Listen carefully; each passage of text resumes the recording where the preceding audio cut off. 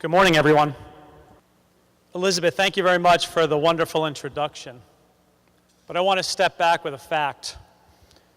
In a recent survey of 1,400 CEOs around the world, as well as those in senior leadership positions in the various countries that are represented here today, 80% of those CEOs are concerned about not having the right amount of talent, the right quality of talent, to execute their strategic objectives, be it a corporation trying to deliver a bottom line or a better consumer experience, or a leader of a country trying to improve the conditions for the citizens of his or her respective world.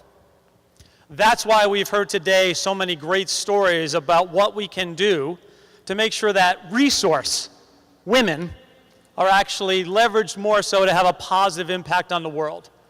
And leaders, like the men that have been on the stage so far, doing more to actually make that come to life. I was asked today to specifically talk about what we did at a leadership team level and the lessons learned, some of which are in your report. But I'll quickly break it down to 3 points with a few detailed examples to bring it to life. First, data-driven analysis and fact-based decisions. It is clear many organizations, countries, non-for-profits, universities try to manage and deal with this issue with both head and heart, but the reality is facts tell the story. Facts, data, gets you to actually make a decision that has a more likely ability to have a positive impact on the world. Let me now bring this to life.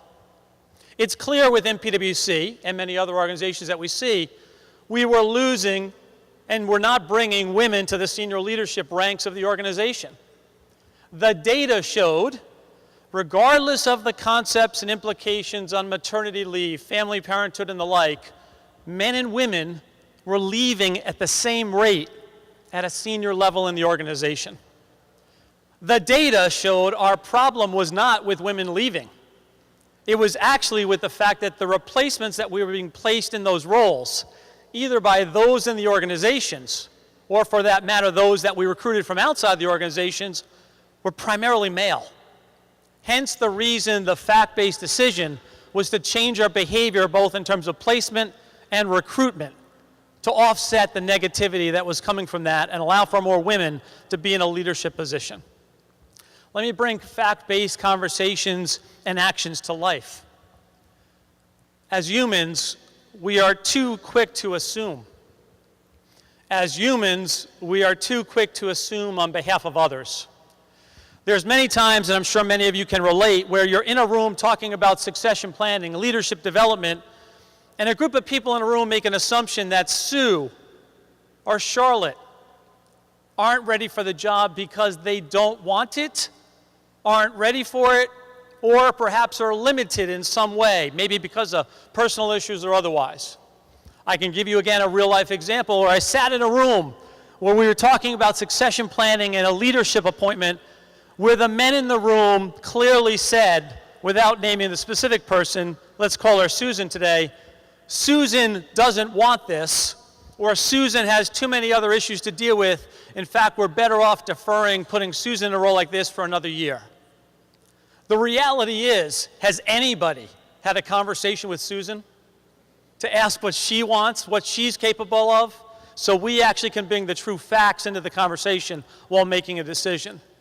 And thankfully in that case, and maybe a little bit to the nudge factor that was described earlier, people then get the concept of talking and engaging in a way that actually allows for a better decision to be made for a better outcome. Data, fact-based, super important. Second, the concept of succession planning and talent management. I do need to correct Elizabeth for a second. The change we have made in the global leadership team was not in 15 months. It was 20-something years. It was 20-something years in the making because what these women were able to do during the course of their career, by luck or design, to be ready to take on these opportunities.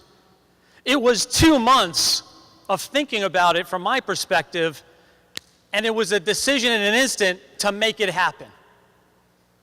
And as a result, this comes back to the concept of how good our organizations, countries, academics, universities, and the like around really well-disciplined thinking, acting on talent management and succession planning.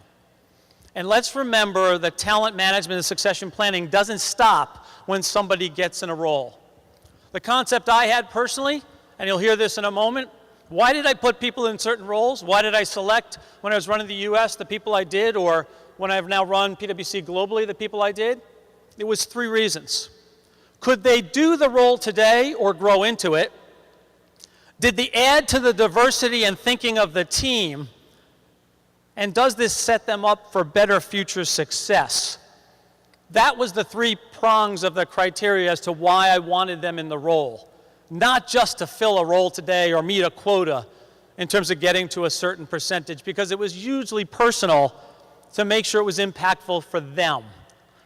That ultimately defines then the brand of what this organization, PwC, is all about. The last piece is around accountability and sponsorship.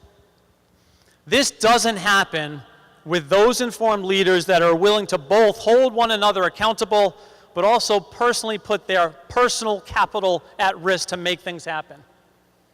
And this is a concept well beyond what I call the sponsorship or the mentorship model. Mentors, as I've said before, in audiences like this, is around giving good advice. Sponsorship is around putting forth your personal capital, sometimes without people even knowing it, to make sure that they are getting the position and the opportunities to be successful and fulfill their potential. If leaders are not doing sponsorship today, our elected officials, our appointed officials, our CEOs, they are not leaders. If people are not sponsoring talent, particularly women, to avail themselves to the opportunities, they are not leaders, folks. Leadership is the spirit and the actions to enable others people's success without them even knowing it. And the reality is, I want to bring on stage now a woman by the name of Maria Moritz. Maria was an individual a number of years ago when I came into my responsibilities at the US level, when I ran the business, of someone I never met before. I'd heard about Maria in talent management meetings. And as I thought about and heard more about Maria, it was clear that she had huge potential.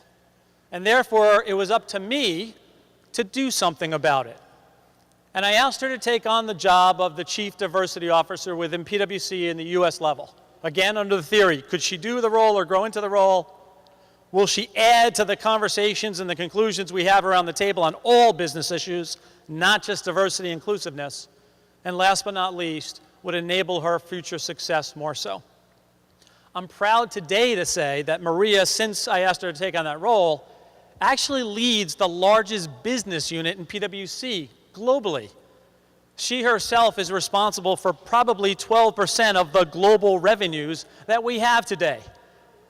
And the reality is, none of that's happened. The reality is, none of that happened because I, Bob Moritz, put her into the role. It happened because of everything that she did and everything that everybody else around her who had confidence in her and sponsored her helped enable to make happen. We talked today about these wonderful ideas. Our challenge, folks, is how do we scale them more consistently around the world? But like Kevin said earlier on the business panel, it's also coming back to the individual and something at heart.